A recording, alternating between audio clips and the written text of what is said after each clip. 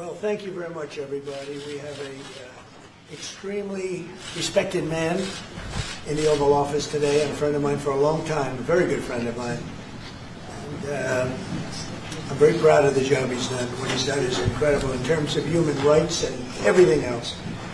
And he's the Crown Prince, the future king, and I just want to pay my greatest respect to your father, King, who is an amazing man. I met him early on. He greeted me at the airport at an age that was pretty high up there, and it was about 117 degrees, and he was standing on the red carpet as I came out of the plane, and he's amazing.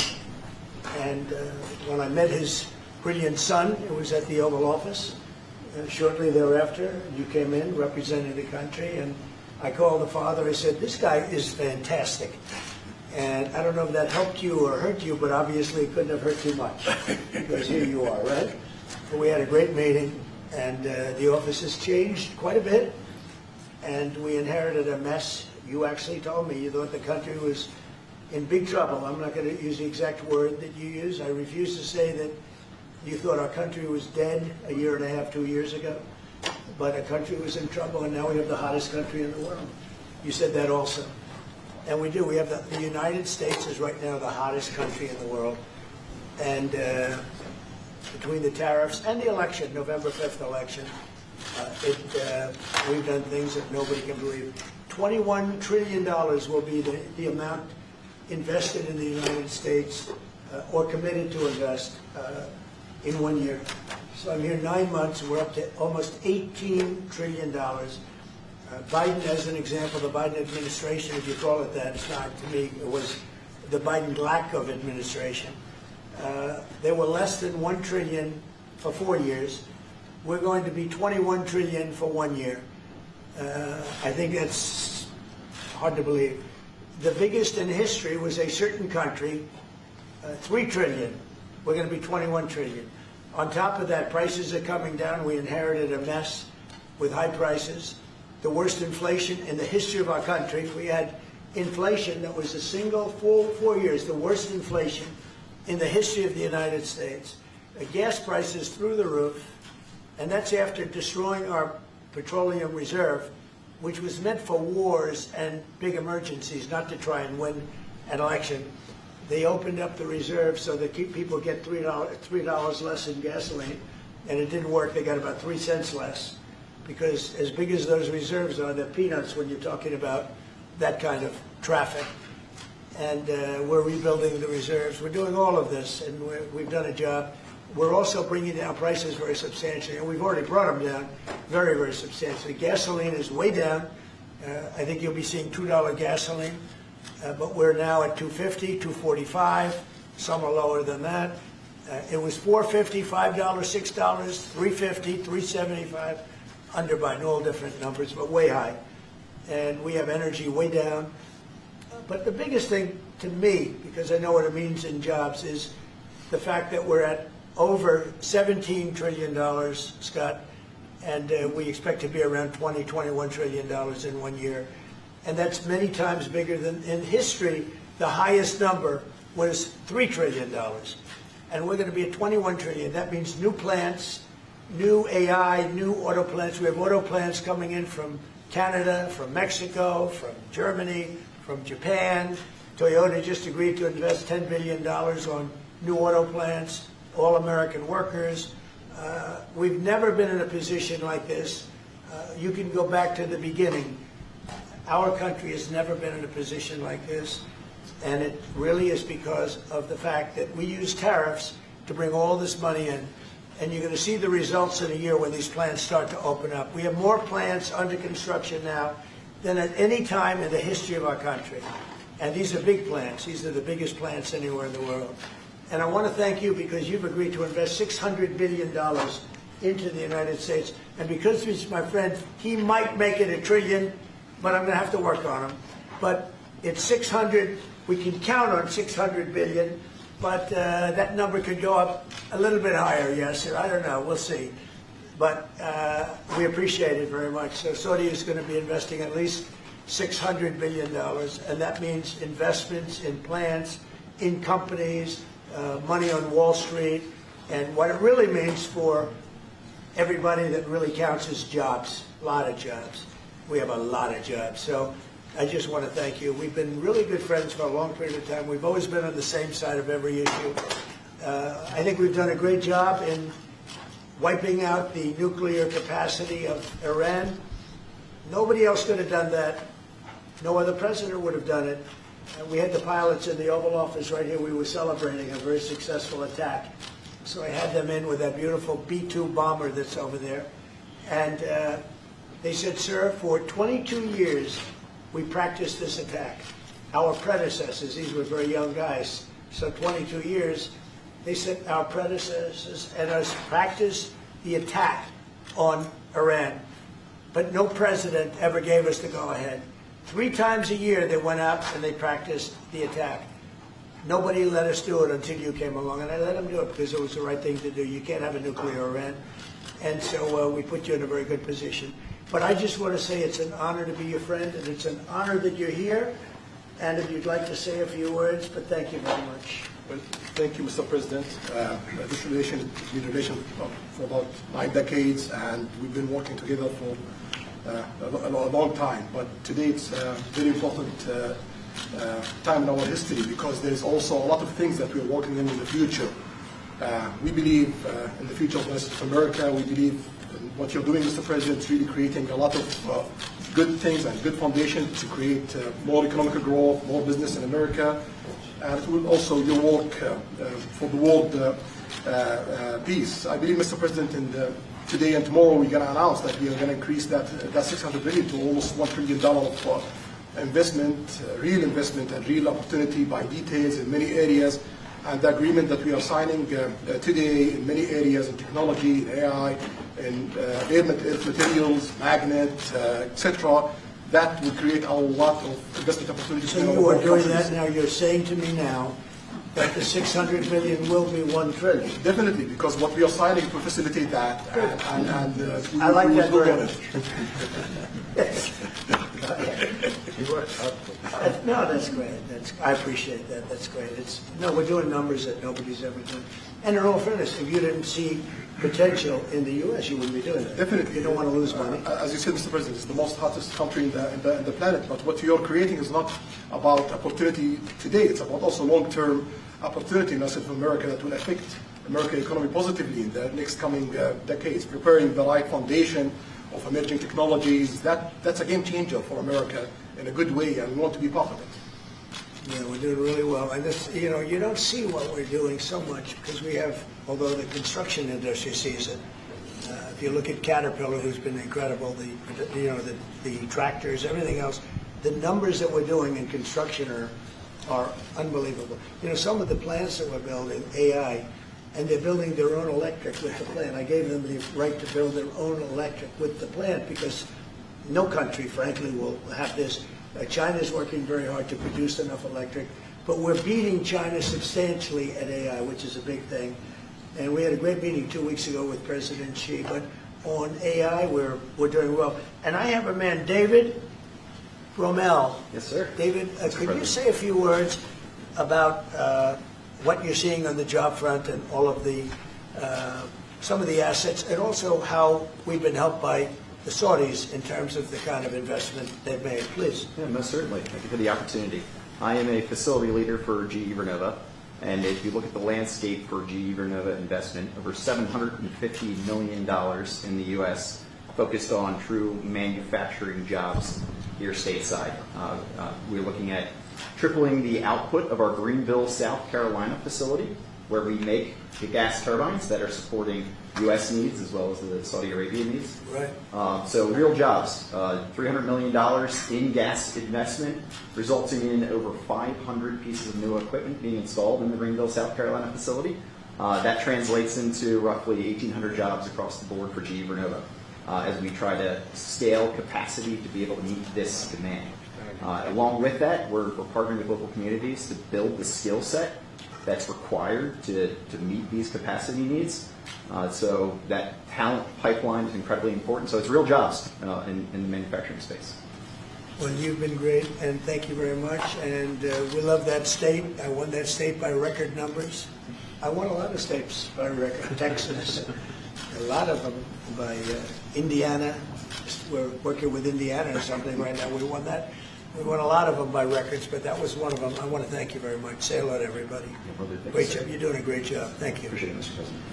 President. So, just in wrapping up, we'll take a couple of questions, but I want to just tell you what an honor it is to be your friend, and I very much appreciate the investment of now $1 trillion, okay? And I'm glad you got that out. I didn't want to be the one to tell them, but that's great news. We keep increasing, Mr. President. I know. Each time the opportunities are just increasing more and more. Well, the opportunities, right? We're doing better. Even if you look back 6 months ago, I mean, now all of a sudden you feel even better. So, and I think we're only going to go in one way. Does anybody have any questions? Mr. President, have you approved the export licenses for advanced chips to Saudi Arabia? The export licenses? We are working on that. We're negotiating that right now. Marco, do you want to talk about that, or Scott? Okay, well, I mean, that's part of what we may have announcements on that later today. But that's what we've been working on is the mechanics by which something like that can be achieved. And it's part of the broader process, part of this broader engagement and cooperation between our two countries. Certain levels of chips. Yeah. And for the Crown Prince, Your Royal Highness, you're talking about $1 trillion of investment.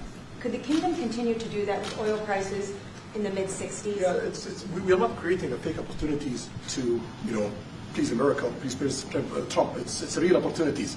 For example, when you ask about the AI and the chips, Saudi Arabia have a huge demand a huge need of computing power, and we're going to spend in the short term around $50 billion by consuming those semiconductors for our needs in Saudi Arabia. And with the agreement that we're going to have with North America, that will allow us to focus that consuming power in the short term by $50 billion from the South America, and long term with hundreds of $billions in the long term. So there's a lot of real opportunities that fit to our need in Saudi Arabia and fit to our investment strategy. Mr. President, is it appropriate, Mr. President, for your family to be doing business in Saudi Arabia while you're president? Is that a conflict of interest? And Your Royal Highness, the U.S. intelligence concluded that you orchestrated the brutal murder of a journalist. 9/11 families are furious that you are here in the Oval Office. Who are you with? Why should Americans trust Who are you with? And the same to you, Mr. President. Now, who are you with? I'm with ABC News, sir. You with who? ABC News, sir. Fake news. ABC fake news. One of the But the worst. question is One of the legitimate, worst sir. in the business. But I'll answer your question. Thank you. I have nothing to do with the family business. I have left, and when I've devoted 100% of my energy. What my family does is fine. They do business all over. They've done very little with Saudi Arabia, actually. I'm sure they could do a lot. And anything they've done has been very good. That's what we've done. We've built a tremendous business for a long time. I've been very successful. I decided to leave that success behind and make America very successful. And I've made America more successful by far than it ever was, and that it ever could have been, no matter who was president. There would be nobody bringing in $21 trillion, that I can tell you right now. As far as this gentleman is concerned, he's done a phenomenal job. You're mentioning somebody that was extremely controversial. A lot of people didn't like that gentleman that you're talking about. Whether you like him or didn't like him, things happen. But he knew nothing about it, and we can leave it at that. You don't have to embarrass our guest by asking a question like that. Okay, just ask Mr. President, you allow me to answer. I feel painful about the families of 9/11 in America, but we have to focus on reality. Reality based on CIA documents and based on a lot of documents that Osama bin Laden used Saudi people at that event for one main purpose, is to destroy this relation, to destroy the American-Saudi relation. That's the purpose of 9/11. So whoever buying that means they are helping Osama bin Laden's purpose of destroying this relation. He knows that strong relation between America and Saudi Arabia is bad for extremism, it's bad for terrorism. And we have to approve him wrong and to build our relation, to continue developing our relation. It's critical in the safety of the world. It's critical against extremism and terrorism. About the journalists, it's really painful to hear, anyone that been losing his life for, no real purpose or nothing illegal way, and it's been painful for us in Saudi Arabia. We've did all the right steps of investigation, etc. in Saudi Arabia. and we've improved our system to be sure that nothing happened like that, and it's painful and it's a huge mistake, and we are doing our best that this doesn't happen again. Mr. President, thank you, Mr. President. The Crown Prince has been instrumental in helping lifting the sanctions on Syria. That's true. Will there be any joint investment between the U.S. and Syria? And will you visit Damascus? Are you from Syria? No, but Where are you from? I'm from Palestine. Oh, making a lot of progress, huh? Very good. Well, they like the Palestinians like me. As well after you, sir. Palestinians are doing very well, actually. I think we're working very closely with a lot of people that make everybody happy, including Israel, the Palestinians, and everybody. That's very interesting. No, I think that I will tell you, the Crown Prince called me, and he specifically asked me if I would lift the sanctions on Syria, because he wants to see Syria make it. As you know, the leader of Syria was just here.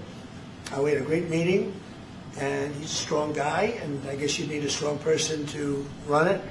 And I think Syria's made tremendous progress. And we did lift the sanctions at the request of the Crown Prince. Also, the President of Turkey, Erdogan, called me specifically. He said, you know, if you don't lift the sanctions, Syria doesn't have a chance. If you do, they have a very good chance. And between the two of them and some others, I lifted the sanctions. And the results so far have been pretty good. Can I ask you a question about the F-35s that are being sold to Saudi Arabia? Are these the same ones that are being used by the Israeli military? And if so, how does that allow for the qualitative military edge for Israel? And then I want to ask you, because you brought up the plight of the Palestinians, are you aware of relocation flights to South Africa that are taking place right now? Which flights? There are relocation flights that are taking place. Some Palestinians are being charged up to $2,000 I'm not a going to seat. South Africa for the G20 because I think their policies on the extermination of people are unacceptable. So I'm not going, so I won't refer to anything having to do with South Africa. South Africa has behaved extremely badly. But I will say that when you look at the F-35 and you're asking me, is it the same? I think it's going to be pretty similar. Yeah. How will that This affect- is a great ally, and Israel's a great ally. And I know they'd like you to get planes of reduced caliber. I don't think that makes you too happy. They've been a great ally. Israel's been a great ally. And we're looking at that exactly right now. But as far as I'm concerned, I think they are both at a level where they should get top of the line. Yes, please. Can I just ask for the Crown Prince, if I could just ask about the direct talks between U.S. It's all right. Steve, one second. Go ahead. Have you reached an agreement on a U.S.-Saudi defense treaty today? And are you going to bring up the Abraham Accords in your discussion? I already brought them up. What did you say? I think I got a positive response. Would you like to respond? Yeah, so Yes. definitely we believe having a good relation with all Middle Eastern countries is a good thing, and we want to be part of the Ibrahim Accord, but we want also to be sure that we secure a clear path of two-state solution. And today we have a healthy discussion with Mr. President that we're going to work on that to be sure that we can prepare the right situation as soon as possible to have that. I think we're, I don't want to use the word commitment, but we've had a very good talk on the Abraham Accords. We talked about one state, two state. We talked about a lot of things in a short period of time. We'll be discussing it further, too. But I think you have a very good feeling toward the Abraham Accords. Yes, definitely, Mr. President. We want peace for the Israelis. We want peace for the Palestinians. We want them to coexist peacefully in the region. And we will do our best to reach that day. And the defense agreement, have you reached an agreement on that? We pretty much have. Question for the Crown Prince, if I could just finish. We have reached agreement on that. Yes. I wanted to ask you about the direct talks between the United States and Iran. Have you been fully briefed on that, and are you concerned at all about how this might impact Saudi security interests? Well, we are close ally. We'll be working closely together on that issue, and we will do our best to help to reach a deal between the rest of America and Iran. And we believe it's good for Iran's future to have a good deal that will satisfy the region and the world and the rest of America. So we will do our best to see that day happen. And by the way, Iran does want to make a deal. I can say I think they very badly want to make a deal. I am totally open to it. And we're talking to them, and we start a process. but it would be a nice thing to have a deal with Iran, and we could have done it before the war, but that didn't work out. And something will happen there, I think. But they would very much like, I mean, they may say something else, but they would very much like to have a deal. Mr. President, you are going to sell 35 F-35 Say jets. it. You are planning. You said you are planning to sell the F-35 jets to Saudi Arabia. Yeah. Is it part of the security agreement? And how you assess the defense partnership between Saudi Arabia and the United States? And the question for Well, I just said it, though. I mean, we're going to sell them F-35s. That's the only big question. Is it part of the security agreement or no? No, we're going to have a deal. They're going to purchase F-35s. They're buying them from Lockheed, and it's a great plane. We make, by the way, the best military equipment. You saw that during the Iran little skirmish. We make the best planes, the best missiles. We make the best defensive missiles. We make the best military equipment in the world. Nice.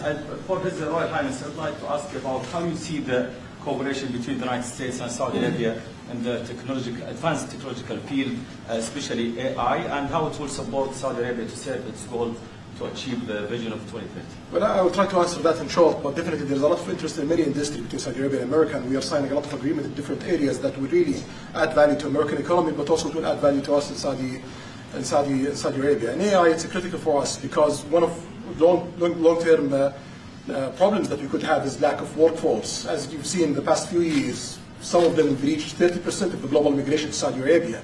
So we know that to assure the Saudi Arabia GDP growing, with the lack of workforce that we have, we need to use a lot of computing power to replace job in the long term. So that's huge demand in Saudi Arabia, and we want to link it to American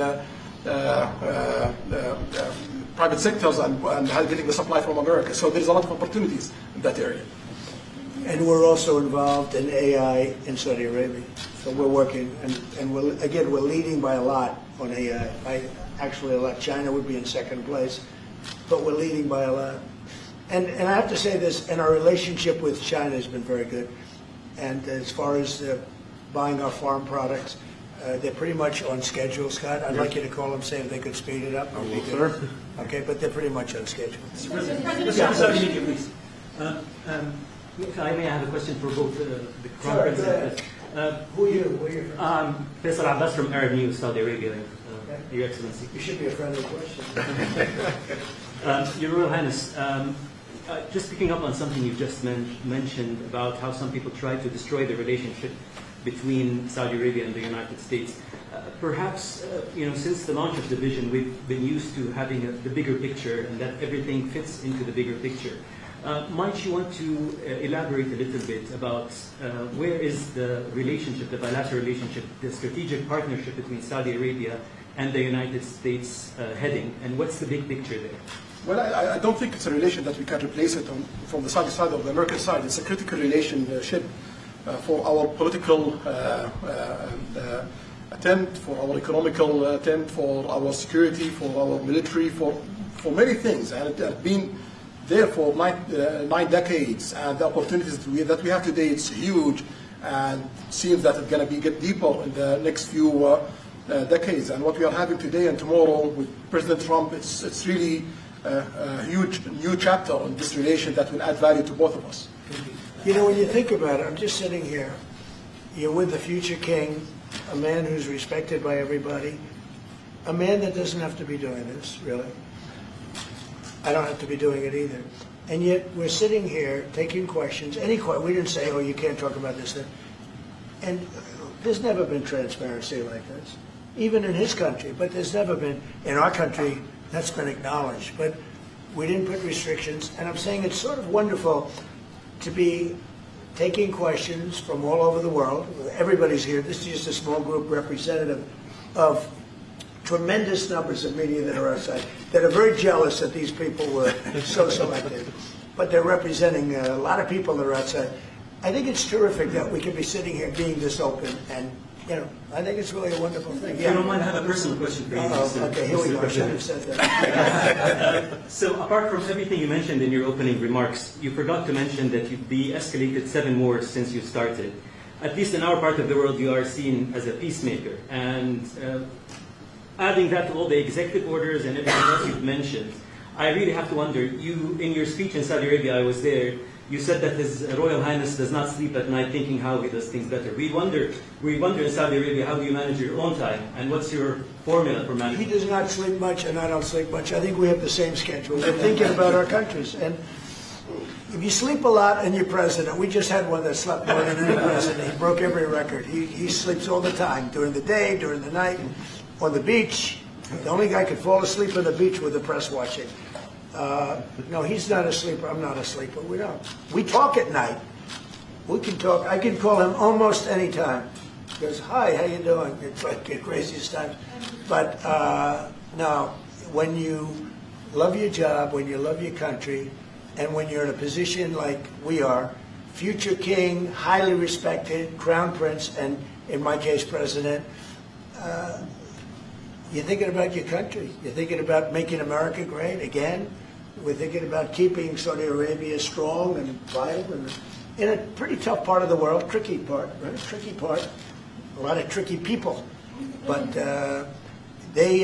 he thinks about his country, and I think about my country. I don't want to sleep. President Trump, do you expect a formal civil nuclear deal to be reached soon? Can you talk to us about that aspect? With who? With Saudi Arabia. I can see that happening. Do you think that an agreement will I happen don't. today? It's not urgent. It's always when you have civil nuclear, but you have more oil than almost anybody else. We actually have more oil and gas than they do, but I refuse to say that. We have more than. We have more than anybody. Can you imagine? And on the F-35s, are those sales? Israel has reportedly wanted those sales to be conditioned on Saudi Arabia moving to normalized. Israel will be happy. Israel is going to be happy. Condition of the F-35? Israel's aware, and they're going to be very happy. Okay? Hello, Yeah, please. Hello. Hi, hello. My name is Amal Hazani from Sharq al-Awsat newspaper, from Riyadh, of course. Good. I have a question for the Crown Prince and for the President. Crown Prince of Saudi Arabia, how much you expected from developing the cooperation with the United States in the field of new energy, AI, supply chain? How much you expected from that? No limit. We just continue pushing forward. There's no limit. So we just push forward for all the opportunities that we have. Okay, Mr. This is, you have to understand, this is really a great ally. Yeah. Just the fact that they're now doing, I came in here at 6, I did not know that. I was pushing for the 1 trillion, but he didn't tell me that. Now he told me. This is a great ally of ours. You know, when you invest $1 trillion, that's national security for us too, because it creates jobs, it creates a lot of things. And I would say, Scott, right, when you hear one country is putting $1 trillion into the United States, that creates national security. And, you know, I think that they don't have to say that, but I think a big part of that is also the fact that tariffs are in play. But even beyond tariffs, that's a real ally that will do that. Creates a lot of power for the United States. We are also in Saudi Arabia very happy for this much Saudi right, for the relationship. money is attention here, and of course it's come back for us for benefit. So it's complementary interest. So this is the what yeah. the different friends and ally do. Well, look, I love the country of Saudi Arabia. I know the people very well. The level of treatment that we go when we go to Saudi Arabia is something that is incredible. And the people like us, and I think they really like America, especially when I'm president. I mean, I don't think they liked America so much maybe for 4 years recently. I think Obama treated Saudi Arabia very, very badly, as you know. And I think Biden didn't have any idea where the hell he was. I don't think Biden knew the difference. How would you describe the future relationship with Saudi Arabia? I mean, from the strategic aspects. How would you describe How would I say the relationship is with? Yeah, at the level of economic I would say development top of the and line. relationship. It's as good as it can. I don't think it can get much better. We have a country that trusts us, and that's why they make that investment. If they didn't trust us, they couldn't make that investment. And we trust them.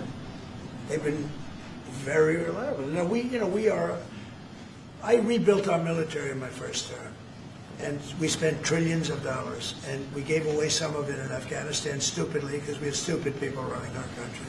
But we gave away. But that's, as much as it was, it's a tiny fraction of what we put here. And we're bringing our military to a new level, the highest level ever. We have those plants are going out, and again, it's all American jobs and everything, so it's good for a lot of reasons. But as far as Saudi is concerned, no, I don't think our relationship could be better. I don't think they had a great relationship under Biden, and I don't think they had a great relationship under Obama. But they have a great relationship under Trump. When we did the presidential Walk of Fame, you saw that, right?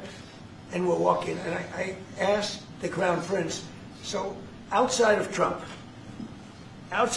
because I blow everyone away, who was the best president for Saudi Arabia? And you could, maybe, it's an interesting answer. I don't know. Roosevelt, who started it, was a Democrat, and Reagan is one of the historical presidents that have close ties with Saudi Arabia. But we've worked with all presidents. Does Trump blow them all away? No, it's another league, Mr. President. And Trump doesn't give a fist pump. I grabbed that hand. I don't give a hell where that hand's been. I grabbed that hand. Remember Biden? He travels for 20 hours, gets out, and he gives a fist bump. No.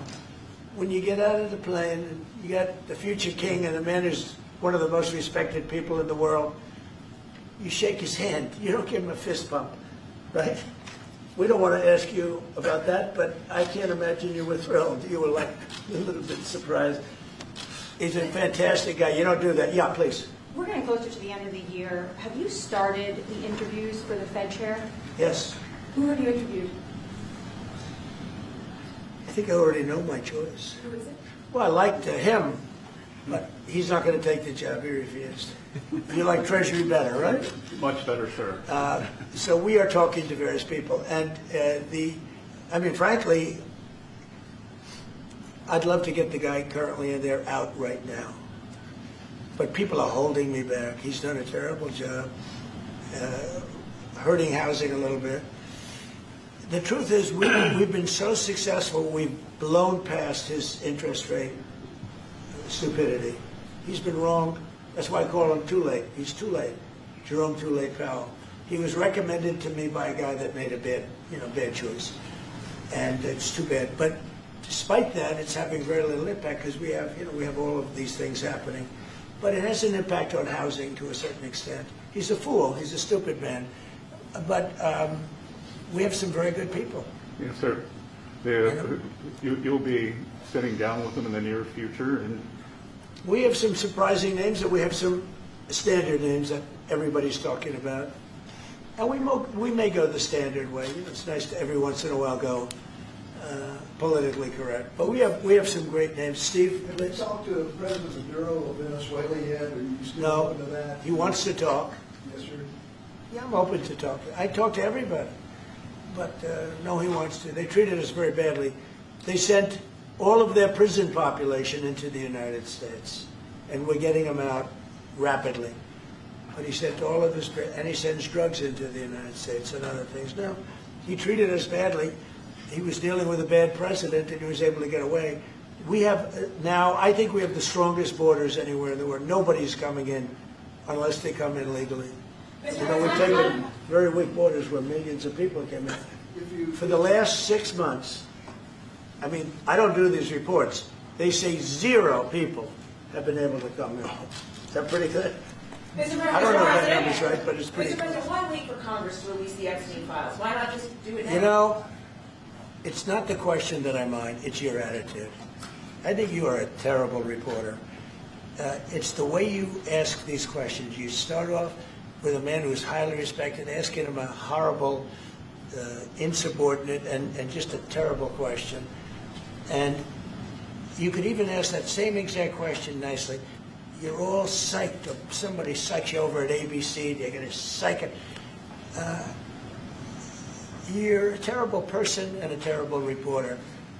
As far as the Epstein files is, I have nothing to do with Jeffrey Epstein. I threw him out of my club many years ago because I thought he was a sick pervert. And I guess I turned out to be right. But you know who does have? Bill Clinton, Larry Summers, who ran Harvard, was with him every single night, every single weekend. They lived together. They went to his island many times. I never did. Andrew Weissman, I hear. All these guys were friends of his. You don't even talk about those people. You just keep going on the Epstein files.